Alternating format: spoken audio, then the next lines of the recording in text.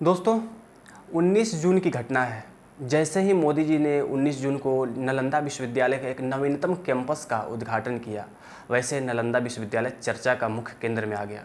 इतिहास के कुछ पन्नों में दबा नालंदा का इतिहास आज उभर कर फिर सामने आया है। लगता है कि नालंदा यूनिवर्सिटी अपने इतिहास को दोहरा रहा है।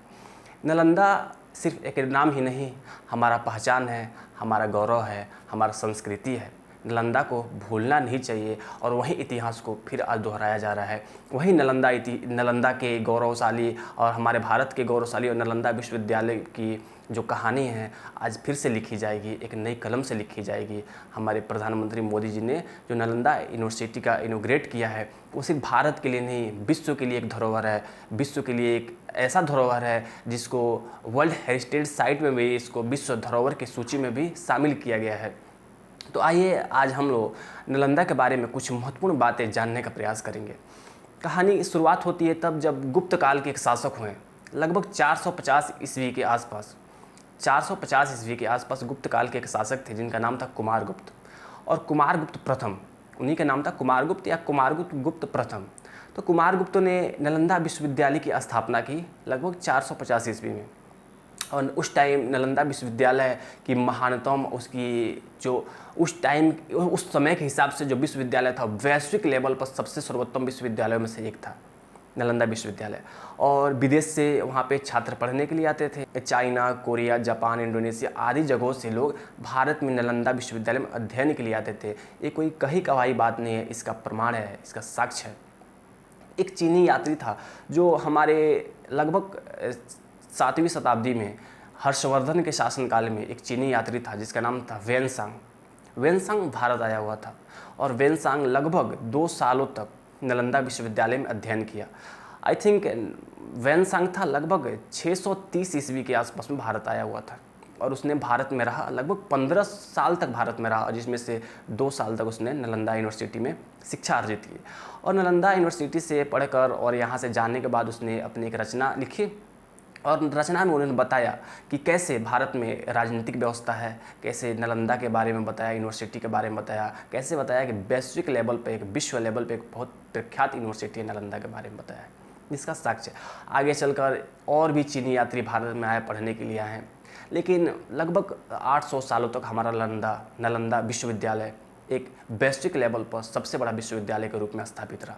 लेकिन वही कहते हैं ना कि शिक्षा व्यवस्था, जब भारत को विश्व गुरु ऐसे ही नहीं कहते हैं।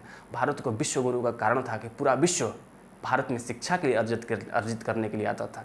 इसीलिए हम लोग इतिहास के पन्नों में पढ़े होंगे कि भारत को विश्व गुरु कहा जाता था। लेकिन वही होता है कि जब किसी की नज़र लगती है तो स्थितियाँ बिगड़ने लगती है। जब 1192 ईस्वी की बात है, जब मोहम्मद गौरी भारत पर आक्रमण करता है और पृथ्वीराज चौहान पराजित होते हैं, तो भारत में तुर्कों का साम्राज्य स्थापित होता है। भारत में एक नए साम्राज्य की, एक नए राज्य की शुरुआत होता है, जिसे आगे दिल्ली सल्तनत कहेंगे। फिर मुगल काल आएगा, फिर अंग्रेजों का शासन भारत में आएगा। एक लंबा इतिहास रहा है हम हमारी गुलामी का। सिर्फ गुलाम हम अंग्रेजों से नहीं हुए, उससे पहले विदेशी आक्रांताएँ कितनी बार आए, भारत को लूट कर गए। उसी में से मोहम्मद गौरी भी था। मोहम्मद गौरी जब भारत पे आक्रमण करता है 1192 ईस्वी में, तो उस टाइम 1192 से पहले तक नालंदा विश्वविद्यालय हमारा बहुत प्राचीनतम और बहुत महत्वपूर्ण विश्वविद्यालय, और लाखों बच्चे वहाँ से शिक्षित हुए हैं। आपको बता दूँ कि आर्यभट्ट जैसे विद्वान नालंदा विश्वविद्यालय में प्रोफेसर थे, वो बच्चों को शिक्षा देते थे, जो आज भी आर्यभट्ट को याद किया जाता है। तो वही नालंदा विश्वविद्यालय था जो 1192 में जैसे ही गौरी ने भारत पर आक्रमण किया और भारत पृथ्वीराज चौहान की हार होती है और भारत एक मुस्लिम राज्य के रूप में रूपांतरण की स्थिति आरंभ होती है। मोहम्मद गौरी का गुलाम था जिसका नाम था कुतुबुद्दीन ऐबक। और कुतुबुद्दीन ऐबक का एक सेनापति था जिसका नाम था बख्तियार खिलजी। और जैसे ही गौरी ने भारत पर आक्रमण किया है 1192 में जब पृथ्वीराज चौहान की हार हुई, तो भारत पर आक्रमण के बाद उन्होंने 1193 में जो बख्तियार खिलजी था वो बिहार की ओर चला, और बिहार के जो गौरव का प्रतीक था हमारे नालंदा विश्वविद्यालय उस टाइम वहाँ पे गया और नालंदा विश्वविद्यालय को ध्वस्त कर दिया। नालंदा विश्वविद्यालय में आग लगा दी और हमारा नालंदा विश्वविद्यालय लगभग 3 महीनों तक जलता रहा। हमारे महत्वपूर्ण पुस्तकें किताबें जल गई।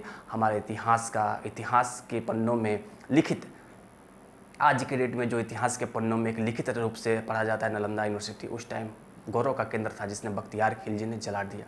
क्योंकि नालंदा विश्वविद्यालय की प्रख्याति इतनी थी कि यहाँ से जो भी विद्वान जाते थे वो पूरा विश्व में सबसे विद्वान, सबसे विद्वता, सबसे ज्ञान में आगे होते थे।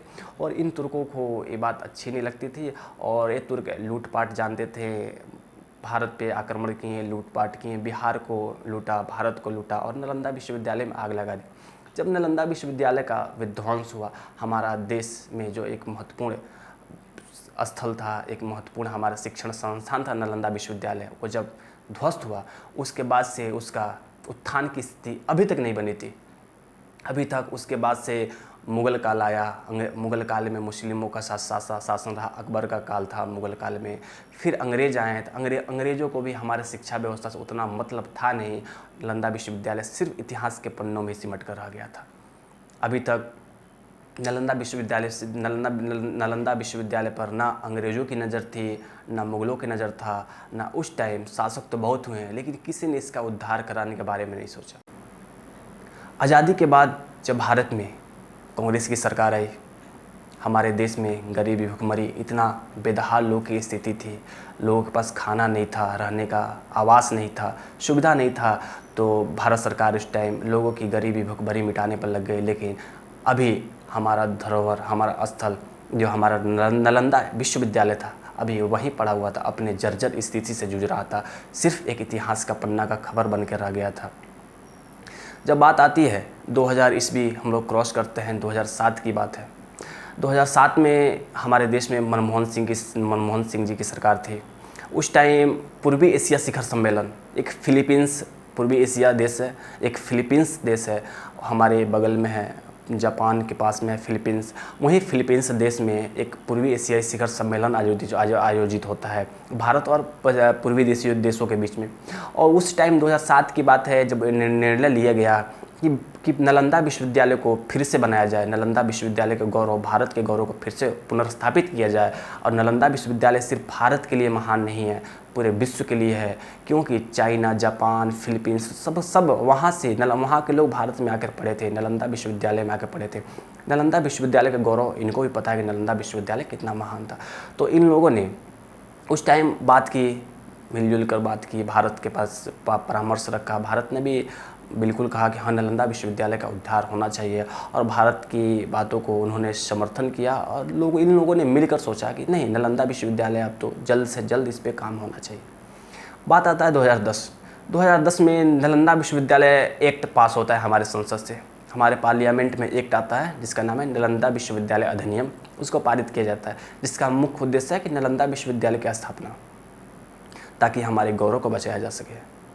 2014 में जैसे ही मोदी जी की सरकार आती है, उन्होंने नालंदा विश्वविद्यालय के एक प्रतीक के रूप में एक विश्वविद्यालय की स्थापना की और वहाँ पे 14 बच्चों से शिक्षा प्रारंभ की। 14 बच्चों को वहाँ पठन पाठन का कार्य आरंभ किया कि आखिर एक प्रतीक के रूप में नालंदा विश्वविद्यालय का उद्धार स्टार्ट हो। अगर हम लोग धीरे धीरे इस पर काम नहीं करेंगे तो नालंदा सिर्फ प्राचीन काल में ही जो उसका जो विख्यात था, उसका जो नाम था, वो वहीं तक सीमित रह जाएगा। सिर्फ इतिहास के पन्नों में हम पढ़ेंगे नालंदा के बारे में, वो धरातल पर नहीं आ पाएगा। बात आती है 2017 की, जब मोदी जी ने, हमारे प्रधानमंत्री नरेंद्र मोदी जी ने 2017 में नालंदा विश्वविद्यालय की आधारशिला रखी। बिहार के राजगीर में नालंदा विश्वविद्यालय की आधारशिला रखी गई और उस टाइम से नालंदा विश्वविद्यालय की उद्धार शुरू हुआ। 19 जून 2024 दिन आता है जब नालंदा विश्वविद्यालय हमें प्राप्त होता है। लगभग 815 साल की पुरानी, 815 साल के प्रतीक्षा के बाद, इंतज़ार के बाद हमें फिर अपने धरोहर, हमारा स्थल हमारे पास आया। इस पे सिर्फ भारत का ही नहीं, पूरा विश्व का जीत हुआ। भारत के साथ साथ पूरा विश्व का गौरव बढ़ा। तो मैं आप लोग से कहना चाहता हूँ कि अगर मौका मिले तो एक बार ज़रूर जाइए और नालंदा विश्वविद्यालय देख कर आइए, घूम कर आइए, अपने प्राचीनतम धरोहर स्थल से जुड़िए। और मैं, अगर आप लोगों को वीडियो अच्छा लगा हो तो वीडियो को लाइक कीजिए, चैनल को सब्सक्राइब कीजिए और वीडियो को शेयर भी कीजिए। फिर मैं मिलता हूँ किसी और वीडियो में। फिर आप लोगों से किसी और टॉपिक पर बात होगी। जय हिंद, धन्यवाद।